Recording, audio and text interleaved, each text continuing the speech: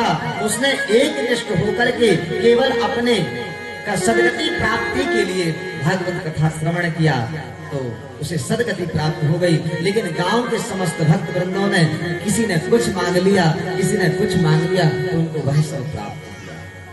फल भेदोत्र संस्थिता। हमने पहले एक श्लोक कहा था, कुशलहा शौनको ब्रवीत। इस मामले में जो सौनक जी सूत जी महाराज हैं, सौनक आदि 88,000 जो ऋषि हैं, बहुत कुशल है। जैसा श्रोता होता है ना वैसा ही वक्ता होता। आपको एक बात बता, यदि श्रोता श्रोता है तो वक्ता भी वक्ता है, और यही श्रोता सोता है तो वक्ता फिर क्या करेगा? वक्ता है फिर तो। यदि श्रोता सो जाए तो वक्ता तो बकेगा ही ना फिर। तो अर्थात यहाँ पर श्रोताओं की महिमा बहुत कही गई है कि हम जैसा श्रवण करते हैं उसका फल हमें अवश्य प्राप्त होता है। संतजन, हमारे ब्रजवासी संतजन यहाँ श्रोताओं के विषय, श्रोताओं की 3 श्रेणी बताते हैं।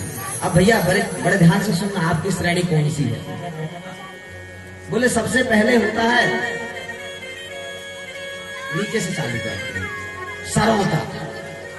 सरोता आए सबसे पहले तो बैठे, अरे कितनी गंदी चटाई बिछा के रखा, जो टेंट वाला मिले इसको मैं बताता हूँ। अरे जब पंडित जी ने जो आंगन वाला रख रखे हैं, अरे जी सही समय पर काम नहीं, गला नहीं खींचता जी फोन में बात करते रहते हैं। जो पंडित जी ने चौपाई गाए हैं ना, इसमें इनको ये वाली तर्ज से गाना था। तुम समझ रहे हो इस बात को? वही कहेंगे तो कहने का तात्पर्य यहाँ पर आए और कुछ नहीं दिखेगा और क्या करेंगे? कचर कचर सरोते की आदत होती है। आप कभी सुपारी काटना, हमने तो कभी नहीं काटे, बिहारी जी कटवावे भी ना है तो बेहतर है। तो सरोते की एक आवाज तो सुनाई है, सरोते की एक आदत होती है, कचर कचर कचर कचर कचर, बैठते ही कचर कचर कर। वह कौन है? श्रोता। श्रोता है क्या? सरोता। दूसरा होता है सोता। सीधी सी बात, जो कथा में आके सो जाए तो श्रोता सोता है। और तीसरा है श्रोता। श्रोता तो श्रोता है। कुशलहा शौनको ब्रवीत। ये लोग क्या करते हैं? सूत जी महाराज कथा में बैठे, आसन व्यास आसन में बैठे, उससे ही पहले आकर के अपना आसन में आकर के बैठ जाते हैं और एक निष्ठ होकर के कि व्यास जी के मुख से, सूत जी महाराज के मुख से जो भी वाक्य निकल रहा है, एक भी वाक्य बाहर ना जाए। कुशल श्रोता तो वह है। तो भैया अपनी अपनी गणना कर लो, हम तो किसी को कुछ कह ही नहीं रहे हैं, हम तो बता रहे हैं कौन क्या है। अब वो अपने अपने हिसाब से विचार कर लो। अब यहाँ पर यही बात यहाँ पर हुई, श्रवणस्य विवेक। गोकर्ण ने सबको भागवत कथा सुनाई, लेकिन श्रवण में विवेक रहा तो उसका फल भेद हो गया। तो अब गोकर्ण ने सबको सचेत कर दिया, समस्त ग्रामवासियों की, कि अब आप कथा श्रवण करो तो पूर्ण निष्ठावान होकर के केवल परम गति प्राप्त करने के लिए कथा श्रवण करना। सुखदेव जी उस प्रकार गोकर्ण जी ने पुनः श्रीमद् भागवत कथा श्रवण कराया। धीरे धीरे 1 2 3 7 दिन व्यतीत हो गए। जैसे ही कथा विराम हुई वैसे ही पूरा आकाश मंडल विमानों से घिर गया। और जिस प्रकार से भागवत में लिखा है, अयोध्या वासिना सर्व अयोध्या वासिना पूर्वम यथा रामेण संगतः यथा कृष्णेन तेनीतं गोलोकम योगी दुर्लभम। जिस प्रकार से अयोध्या वासिनः पूर्वम, जैसे पूर्व में राम जी के साथ में जितना उनका परिकर आया था, पूरा अयोध्या वासी पूरा का पूरा परिकर स्वधाम चला गया, उसी प्रकार इनके साथ पूरे ग्राम के समस्त भक्त जनों के साथ में यह सुधाम जाते हुए कहा चले गए। इसके बाद में सूत जी महाराज बड़ा ही सुंदर एक मार्मिक इस भारत भूमि की महिमा गाते हुए कहते हैं, वातांब पर्णासन देह शोषण तपो विरोगैश्चिरकाल संचितै योगश्च संयान्ति नतां गतिं मे और सप्ताह गाथा श्रवणेन यान्ति याम्। धन्य है वह भारत भूमि जहाँ पर और भारत जन्म लेने वाले समस्त भक्त वृंद, जहाँ पर साक्षात श्रीमद् भागवत की गंगा प्रवाहित होती हो, जहाँ पर स्वयं भगवान कृष्ण और हमारे राम प्रभु स्वयं अवतार लिए हों। धन्य है वह भूमि, धन्य है वही भूमि। देवताओं भी वहाँ पर स्वर्ग में इन मृत्युलोक के प्राणियों के ऊपर जब इनको इस प्रकार से कथा पांडाल पर देखते हैं तो उनको लगता है धन्य है यह मृत्युलोक के जन कि इनको श्रीमद् भागवत कथा श्रवण करने की को मिल रहा है। सनत कुमारों ने यहाँ पर श्रीमद् भागवत के नियम बताए कि किस प्रकार श्रीमद् भागवत कथा कराना चाहिए। सबसे पहले हम आपको चाहिए कि भूमि का चयन करें कि हमें किस भूमि पर कथा कहनी है। वह भूमि शुद्ध, पवित्र और स्वच्छ वातावरण होना चाहिए। दूसरा बताया कि उसके बाद सबसे पहले सुंदर ज्योतिषी से सुंदर मुहूर्त निकलवाना चाहिए। आज का समय बता रहे थे हम आपको दोपहर में कि कली दावा नलेनाद्या साधनम कोई समय समझ में नहीं आ रहा है। आप जिस दिन मोबाइल, जिस दिन रिमोट उठा लोगे उस दिन टीवियों में भागवतें चल रही है। कहने का भाव श्रीमद् भागवत करावे तो पहले ज्योतिषी से सुंदर मुहूर्त निकलवाना। मुहूर्त का बहुत महत्व है, समय का बहुत महत्व है। उसके बाद में आमंत्रण छपवावे और आमंत्रण में लिखना चाहिए बोले श्रीमद् भागवत पीयूष पान रसलंपटः भवन्तश्च तथा शीघ्रं मयाता प्रेम तत्परा। उसमें लिखना चाहिए जो रसलंपट है, भागवत कथा के सुधी श्रोता है, आपका सादर आमंत्रित है। ये लिखना चाहिए एक घड़ी आधी घड़ी आधी में बुनियाद तुलसी संगत साधु की हरे कोटि अपराध। प्रभु जी आपके पास में समय 7 दिवस का ना हो तो 6 दिन आवे, 6 दिन का समय ना हो तो 5 दिन आवे, 5 दिन का समय ना हो तो केवल 1 ही दिन आवे, 1 दिन का भी समय ना हो तो 1 क्षण के लिए आवे, पर कथा श्रवण हेतु अवश्य पधारे। उसके बाद में वक्ता के लिए कहा गया, वक्ता कैसा होना चाहिए बोले विरक्तो वैष्णवो विप्रो वेद शास्त्र विशुद्धिकृत दृष्टांत कुशलो धीरो वक्ता का योति निष्प्रह। वक्ता विरक्त होना चाहिए, उसको धन के प्रति आसक्ति नहीं होना चाहिए। काम क्रोध, अब पंडित जी बोलोगे तुमको तो क्रोध नाक पे ही रखा रहता है। तो कहने का तात्पर्य सबसे पहले वक्ता कैसा होना चाहिए, विरक्तो वैष्णवो विप्रो, विरक्त होना चाहिए, वैष्णव होना चाहिए और विप्र होना चाहिए। आजकल की जो प्रक्रियाएं चल रही हैं कि हम लोग देख रहे हैं प्रायः अब तो उस चीज को रोका भी नहीं जा सकता, केवल हम सुधर जाएं। आज की एक बताते हैं प्रभु जी आपको बात, हम अब एक काम करें, अपने आंगन को सुधारें, गली को सुधारने मत जाओ। यदि गली को सुधारने जाओगे ना तो नहीं हो पाएगा। बस अपना आंगन सुधारें, क्योंकि बाहर तो कीचड़ ही है, तो अपने बस की नहीं है। वो तो परमात्मा ही अवतार लेंगे, वही इन सब चीजों को सुधार सकते हैं। जब हम खुद श्रवण करते हैं कि ऐसा हो रहा है, ऐसा बड़ा कष्ट होता है हम लोगों को। इसमें स्पष्ट रूप से लिखा है महात्म्य के 6वें अध्याय में, 6ठ अध्याय में कि विरक्त वैष्णव विप्र होना चाहिए। आजकल हम निरंतर देख रहे हैं कि माताएं व्यासासन पर बैठी है, इसका विरुद्ध है। व्यास संहिता में लिखा हुआ है, स्त्री मुखात धर्मांशः ये श्रोत दुरात्मा, जो स्त्रियों के मुख से दुरात्मा व्यक्ति, दुरात्मा शब्द लिया गया है, धर्मोपदेश सुनता है, उसको गुरु पत्नी गमन का पाप लगता है। कितनी बड़ी बात लिखी है। तो क्या करना है, हमें तो मटकने से मतलब है ना, वेद शास्त्रों से मतलब ही नहीं है। हम अपने अनुसार वेद शास्त्रों को चलाना चाहते हैं, वेद शास्त्रों के अनुसार हम नहीं चलते। हम आपको चाहिए कि वेद शास्त्रों को बदलने को मत देखो, वेद शास्त्र हमारे कल्याण के लिए हैं। हम क्या कर रहे हैं, हम अपने कार्य को सफल बनाने के लिए, सुदृढ़ बनाने के लिए वेद शास्त्रों की व्याख्या को ही बदल डालते हैं।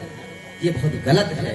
और इसलिए मैं कह रहा हूं, ये आंगन की बात मैंने इसलिए कहा कि केवल अपना आंगन सुधारो। यदि आप जाओगे बाहर तो नहीं हो सकता। तो कहने का तात्पर्य, विरक्तो वैष्णवो विप्रो वेद शास्त्र विशुद्धिकृत, जो प्रवक्ता होता है उसे वेद शास्त्र में विशुद्ध होना चाहिए, उसे पूर्ण शुद्धता अर्थात वेद शास्त्रों की व्याख्या करने में त्रुटि ना हो, ऐसा होना चाहिए। और प्रत्येक श्रोताओं को दृष्टांता कुशलाधीरो, दृष्टांत दे दे के समझावे। किसी बात को भी स्पष्ट करना हो तो दृष्टांत दे दे। और दृष्टांता कुशलाधीरो वक्ता कार्योति निष्प्रहा, इस प्रकार से वक्ता का बताया गया। दूसरा तीसरा नियम बताते हुए कहते हैं, भोजन के विषय में बताया, भोजनम तु वरम मन्ये कथा श्रवण कारकम और नोपवासो वरः प्रोक्ता कथा विघ्न करो यदि। भोजनम तु वरम मन्ये, भोजन के विषय में बताया गया कि जो कथा श्रवण करते हैं, भागवत कथा, उनको चाहिए 7 दिवस तक निराहार रहे। पंडित जी हो गई, रहन दो। इसके बाद में अब हम इसको थोड़ा सुलभ किया गया कि हो सके तो एक समय का व्रत रखें, एक समय का व्रत ना रखें तो इतना रखें, अनुष्ठान काल में सत्य का पालन करें। वैसे तो सत्य का पालन हमेशा करना चाहिए, लेकिन विशेष ध्यान अनुष्ठान काल में रखें। झूठ का प्रयोग होना ही नहीं चाहिए, असत्य भाषण का प्रयोग नहीं होना चाहिए, और विशेष बात, अनुष्ठान काल में क्रोध नहीं आना चाहिए। ये विशेष बातें कही गई। तो भोजन के विषय में बता रहा था कि व्यक्ति को चाहिए कि एक टाइम तो व्रत रहे। नहीं रह पा रहे हैं तो हमारी व्यासपीठ ये कहती है कि खूब खाओ महाराज। हमारे जो राजा रानी हैं उन्होंने बोला, पंडित जी हम एक टाइम व्रत रहना चाहते हैं। मैंने कहा आप व्रत रहना चाहते बहुत अच्छी बात है, लेकिन यदि आपके कथा श्रवण में दिक्कत वह व्रत कर रहा है तो वो व्रत उत्तम नहीं। मैं तो ये कहता हूँ, मेरी व्यासपीठ यह कहती है कि आप 2 बार भोजन करते थे, 4 बार करते थे, 6 बार करो, 6 बार करते थे, 10 बार तो कोई नहीं करता होगा वैसे। तो जितना खा सको उतना खाओ, डट के खाओ। और उधर भोजन पाके नहीं हो पा रहा है घर के लिए, यहाँ बैठे बैठे खाओ। लेकिन एक चीज का ध्यान रहे, क्या बोले, नोपवासो वरः प्रोक्ता कथा विघ्न करो यदि। व्रत का नियम इसलिए बताया गया कि हम लोग व्रत रहते हैं ना तो हमें आलस्य नहीं आता। अन्न का प्रभाव है कि हमें आलस्य आता है। तो बस केवल एक ही बात का ध्यान रखना है हमें कि कैसे से हमें कथा में किसी भी प्रकार का व्यवधान नहीं होना चाहिए। विशेष रूप से इस प्रकार से बहुत सी बातें बताते हुए कि सत्य भाषण करना चाहिए, पवित्रता का ध्यान करना चाहिए, दया दिखाना नहीं करना चाहिए, मौन अधिक से अधिक मौन रहना चाहिए, सत्यम शोचम दया मौनम मार्जवम विनयम तथा उदार मनसम दद्धे तद्व देवम कुर्यात् कथावृति। और सदैव भगवान का चिंतन करते रहना चाहिए। इस प्रकार से यहाँ पर महात्मा श्रवण कराते हुए सुखदेव सनत नंदन सनत कुमार को नारद जी और सूत जी महाराज को सूत जी महाराज सौनक आदि 88,000 ऋषियों को श्रीमद् भागवत के प्रथम स्कंद में प्रवेश कर रहे हैं। हम आपको चाहिए अपना जो मनुष्य तन है ना, उसको सदैव भगवान में लगाना चाहिए और इस मनुष्य तन का सदैव ध्यान रखना चाहिए कि हमारा तन से किसी भी प्रकार का अपराध ना हो। मनुष्य जन्म अनमोल रे, मिट्टी में ना ढोल रे, अब तो मिला है फिर न मिलेगा, कभी नहीं कभी नहीं कभी नहीं।